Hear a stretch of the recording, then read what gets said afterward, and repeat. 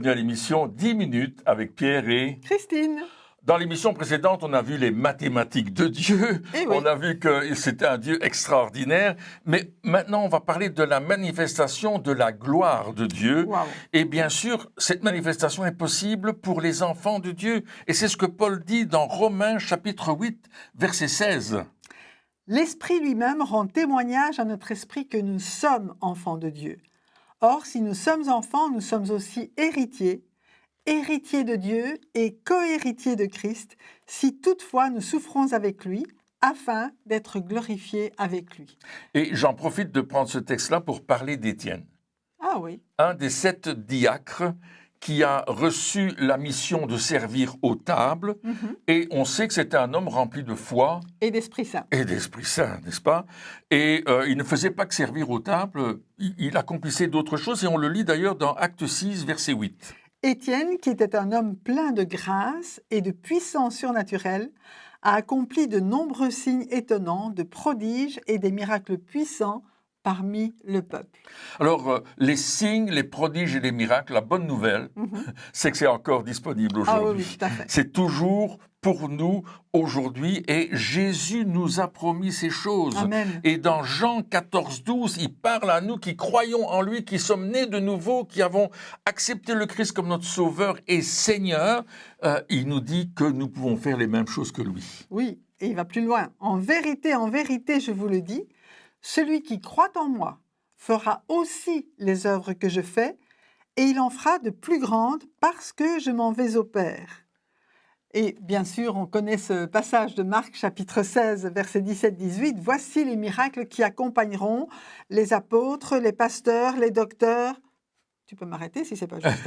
Non, c'est pas juste, non, c'est pas juste, non, c'est pas juste.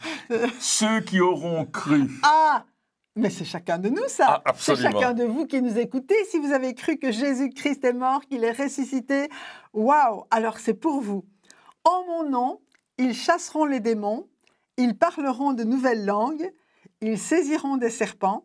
S'ils boivent quelques breuvages mortels, il ne leur fera point de mal.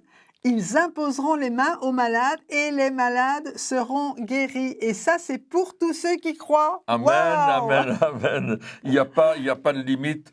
À partir du moment où nous recevons Jésus comme notre Sauveur et Seigneur, qui pardonne nos péchés sont effacés. Il nous revêt du Saint-Esprit et il nous envoie pour annoncer l'Évangile. Et c'est ce qu'Étienne a fait. Oui. On a vu qu'il faisait de nombreux prodiges, C'est vrai. miracles, signes, et que, bien sûr, il y a des gens qui vont être jaloux de voir Encore ce une qui fois. se passe. Oui, et jaloux de voir la puissance de Dieu à l'œuvre. Et encore aujourd'hui, il y a des gens qui sont jaloux de voir Dieu qui guérit les malades et qui ressuscite les morts. Oui.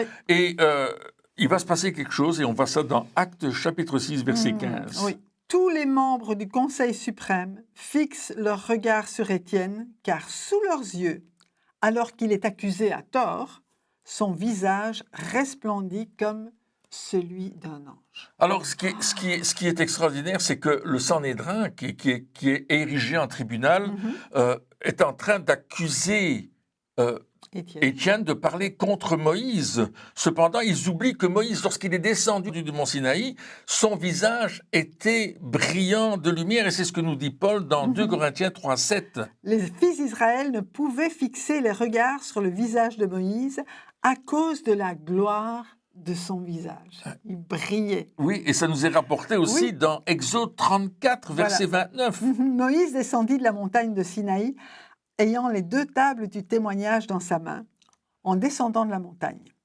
Et il ne savait pas que la peau de son visage rayonnait parce qu'il avait parlé avec l'Éternel. Extraordinaire. Aaron et tous les enfants d'Israël regardèrent Moïse, et voici la peau de son visage rayonnait, et ils craignaient de s'approcher de Dieu.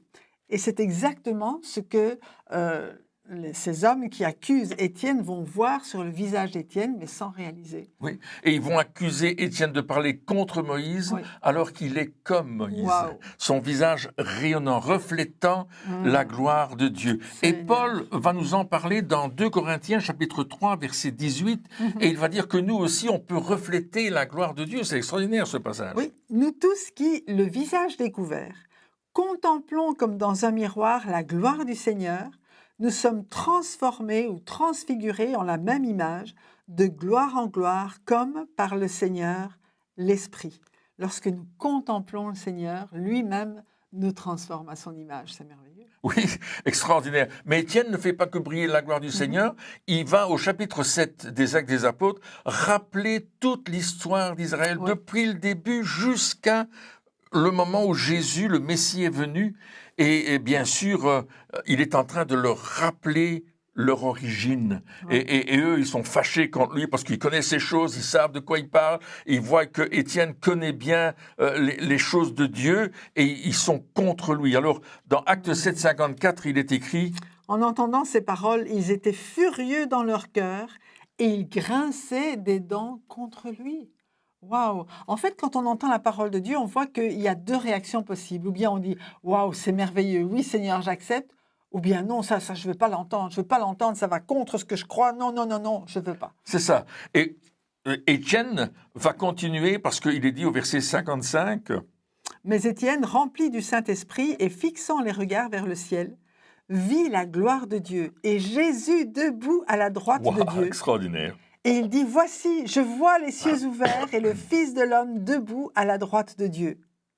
Ils poussèrent alors de grands cris en se bouchant les oreilles, et ils se précipitèrent tous ensemble sur lui. On sait qu'ils vont le lapider. Ils vont le lapider, ils vont le tuer. Ces hommes sont en colère. Il y a l'incrédulité, il y a la tradition, il y a les choses que nous croyons tous les jours. Et alors qu'Étienne est lapidé, il y a un jeune homme qui est là, qui s'appelle Saul de Tarse. Et Saul de Tarse, il apparaît dans l'histoire, il va être d'accord qu'on lapide Étienne.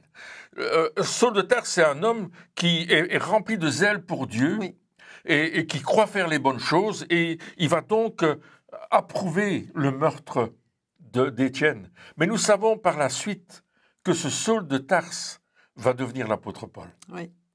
Et il va annoncer le merveilleux message de l'Évangile à l'extérieur d'Israël. Il va devenir l'apôtre des païens, il va devenir celui qui va aller vers les païens. Les plans de l'ennemi sont toujours caducs. Il y a toujours la réponse de Dieu. Ça nous montre une chose, Christine, c'est que Dieu est en contrôle. Absolument. C'est que Dieu a l'autorité. C'est que Dieu fait des choses grandioses. Et même si parfois nous ne comprenons pas pourquoi un Étienne a dû être lapidé alors qu'il faisait des bonnes choses, eh bien nous comprenons aujourd'hui qu'à travers sa souffrance, et on l'a lu au début, n'est-ce pas, si nous souffrons avec lui, on va régner avec lui. À travers cette souffrance qu'Étienne a vécue, tout un monde va être atteint par l'Évangile. Et nous qui sommes ici en Europe, en Belgique, en France, en Suisse, en Italie, peut-être en Amérique du Nord, ou quel que soit l'endroit où vous êtes, en Arabie Saoudite, en Afrique, c'est cet Évangile qui est venu jusqu'à nous. C'est cet Évangile qui continue à rayonner. On parlait de la gloire de Dieu sur Étienne, moi je parlerai de la gloire de l'Évangile qui rayonne partout. Parce que nous sommes les porteurs de la gloire de Dieu. Paul dit que nous sommes une lettre lue pour tous ceux qui nous voient, qui nous regardent. Et merci Saint-Esprit de faire de nous cette lettre lue, de faire de nous ces témoins de l'Évangile. Et vous qui êtes à l'écoute, mes chers auditeurs, auditrices, Dieu veut vous remplir de son Saint-Esprit. Il veut vous couvrir de la puissance du Saint-Esprit pour que vous rayonniez de la gloire de Dieu. Je prie le rayonnement de la gloire de Dieu sur vos visages, sur vos vies, que vraiment vous transpiriez la puissance de Dieu, que vous apportiez le parfum de l'Évangile autour de vous. Parce que des hommes comme Étienne, des hommes comme Philippe, on parlera de Philippe dans une autre émission, des hommes comme Saul de Tarse qui devient l'apôtre Paul, n'est-ce pas?